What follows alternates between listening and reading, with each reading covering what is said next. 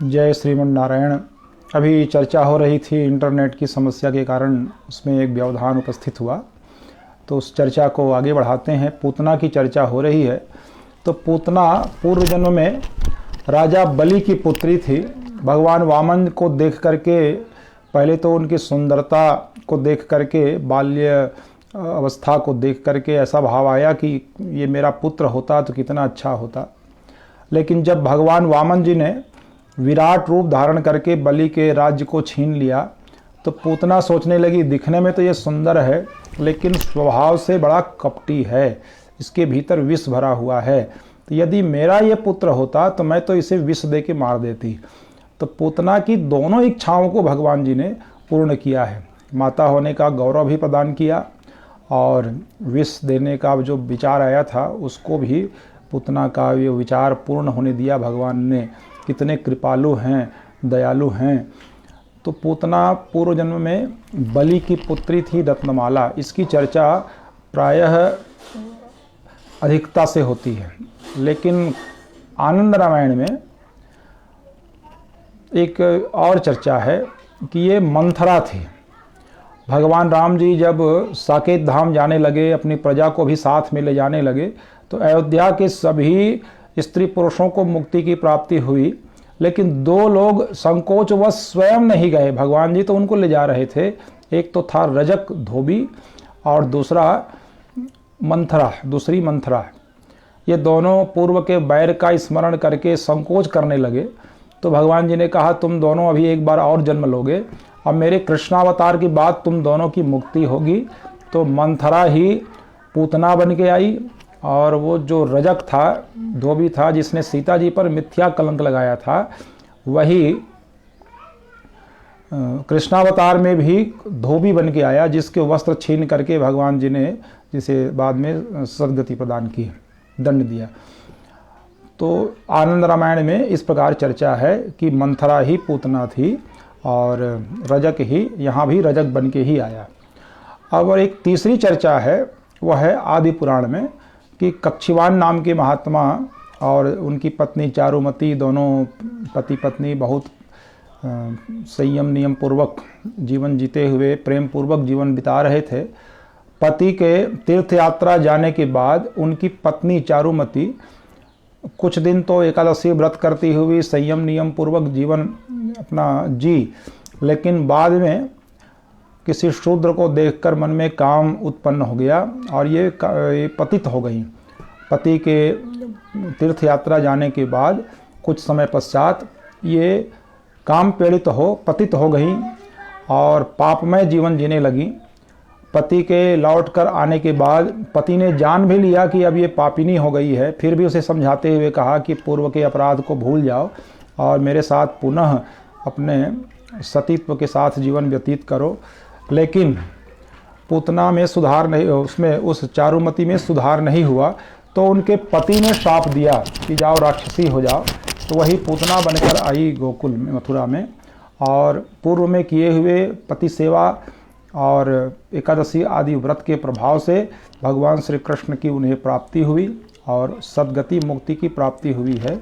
यह एतत् पूतना मोक्षम, स्पष्ट रूप से कहा गया है कि ये पूतना मोक्ष की कथा है, पूतना वध की कथा नहीं है।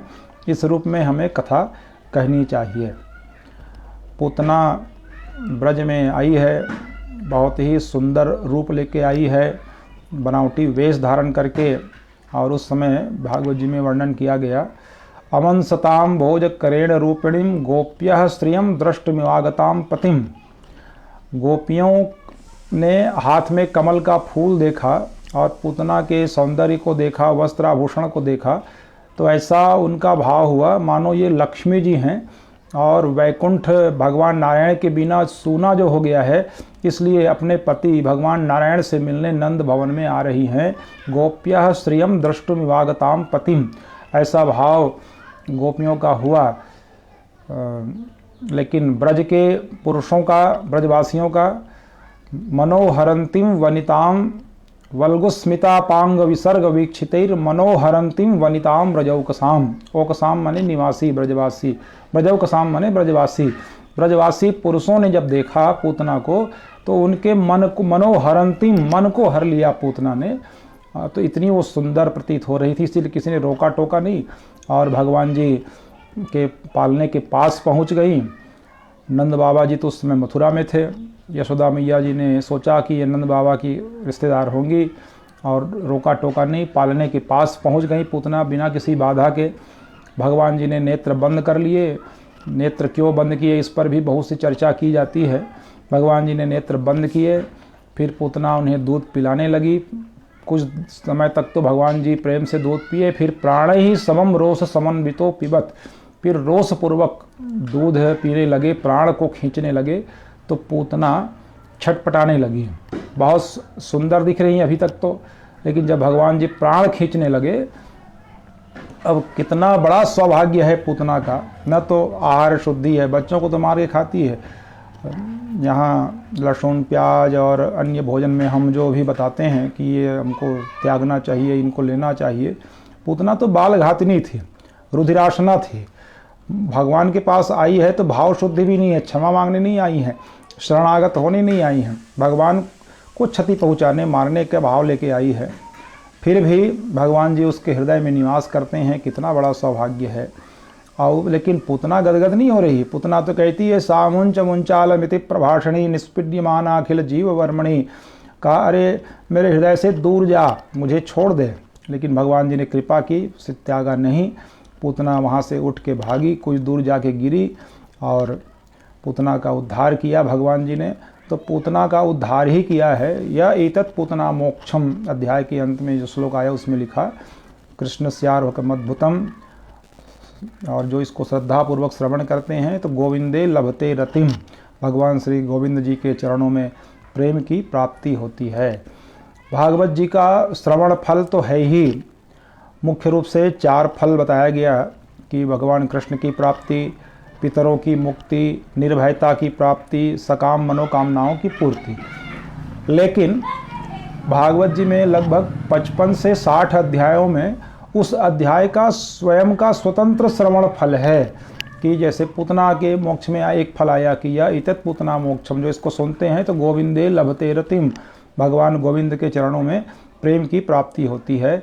ऐसे ही अनेक कथाओं में स्वतंत्र श्रवण फल है, उस सबको भी हमें देखना चाहिए, स्मरण रखना चाहिए, कथा में बताने का प्रयास करना चाहिए।